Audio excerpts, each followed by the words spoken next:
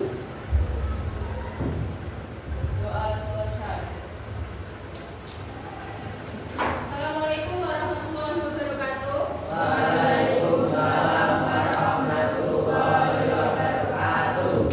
Apa kabarnya hari ini anak-anak? Baik. Alhamdulillah baik ya. Ada yang tidak berangkat hari ini? Siapa? Oh ya, kita doakan lekas sembuh.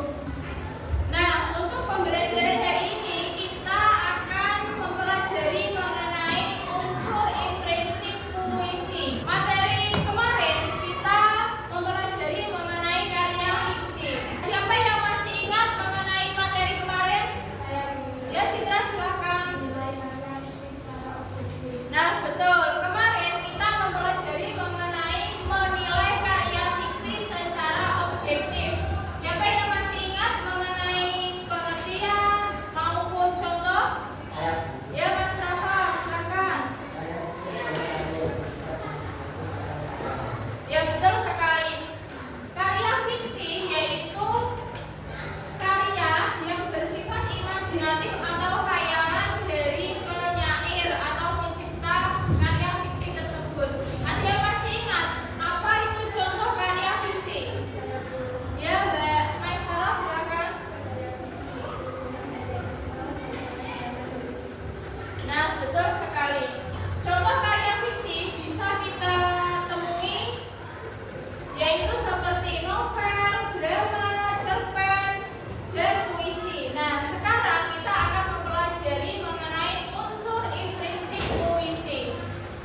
Nah, sekarang dia akan menyampaikan pentingnya memahami unsur-unsur puisi untuk mengapresiasi karya sastra dan pentingnya berbahasa Indonesia yang baik dan benar dalam berbagai konteks, termasuk penulisan yang kreatif. Nah, sebelum ke materi inti, dia akan menyampaikan tentang tujuan pembelajaran kita hari ini. Yang pertama, yaitu siswa mampu mengidentifikasi minimal 3 unsur intrinsik puisi, misalnya tema, amanat, dan isi. Nomor 2, melalui analisis contoh puisi, siswa mampu mengidentifikasi minimal 2 jenis kesalahan umum berbahasa, misalnya kesalahan ejaan atau pilihan kata yang kurang tepat. Yang ketiga, melalui kegiatan kelompok, siswa mampu berdiskusi secara aktif dan memberikan masukan terhadap unsur-unsur puisi dan kesalahan berbahasa dalam contoh puisi.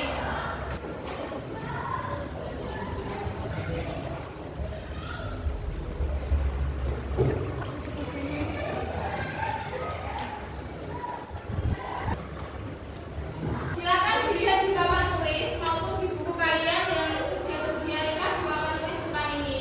Berikut adalah unsur-unsur intrinsik puisi yang kita pelajari hari ini. Yang pertama yaitu tema, yang kedua diksi, yang ketiga imaji, yaitu mengenai diksi. Diksi yaitu pilihan kata. Kita sebelum membuat puisi, kita harus memikirkan terlebih dahulu mengenai kata-kata yang tepat atau indah jika kita gabungkan atau rangkai menjadi puisi yang indah. Nomor 3 yaitu imaji. Imaji itu citraan. Nah, imaji citraan ini dibagi menjadi 5, yaitu penglihatan yaitu dengan mata, pendengaran dengan telinga, peraga yaitu kulit, penciuman dengan hidung, pengecapan dengan lidah. Paham ya? Nah, ada yang ditanyakan untuk mengenai materi hari ini? Ya, silakan. Bagaimana cara membedakan diksi yang lemah dan kuat dalam puisi? Nah, oke, Budia kamu dulu ya pertanyaannya. Yang kedua, ya Mas Aldo, silakan. Mengapa penyair sering menggunakan kata-kata yang tidak biasa atau jarang digunakan? Oke, Budia kamu dulu. Yang ketiga, silakan. Ada yang mau ditanyakan? Ya, Mbak Linda, silakan.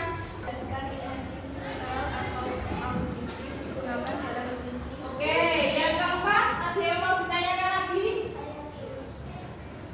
Ya, silakan Mbak Elsa.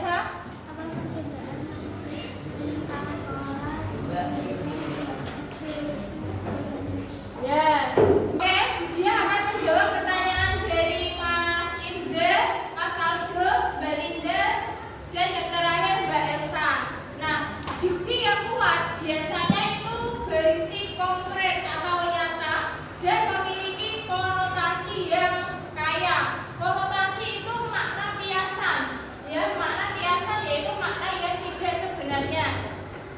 Oke, setelah kita mempelajari mengenai unsur intrinsik puisi, kita akan menerapkan apa yang kita pahami ke lembar kerja yang akan kita kerjakan hari ini. Nah, sebelum itu dia bentuk kelompok terlebih dahulu ya.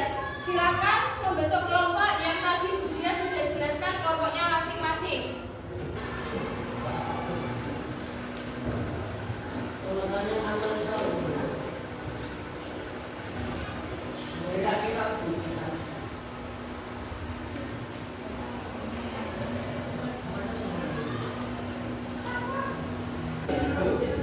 Gimana ya kesulitan Mbak? Tentang apa? Oh, isi. Oke, nanti didengarkan dulu ya mengenai presentasi dari kelompok kalian. Ada kesulitan? Tidak ada, oke. Ada kesulitan Mas? Oke, tidak ada ya, lancar ya. Gimana Mas Batiar? Ada yang perlu ditanyakan? Tidak ada? Oke. Oke, setelah kita berdiskusi dengan kelompoknya masing-masing, saya akan minta kalian maju ke depan untuk mempresentasikan hasil dari diskusi puisi yang sudah ditulis teman kalian, ya. Oke, kelompoknya siapa yang ingin maju ke depan? Oke, silakan maju Mas. Ya, silakan maju. Ya, silakan dari kelompok A ingin menyampaikan hasil diskusinya. Silakan Mas.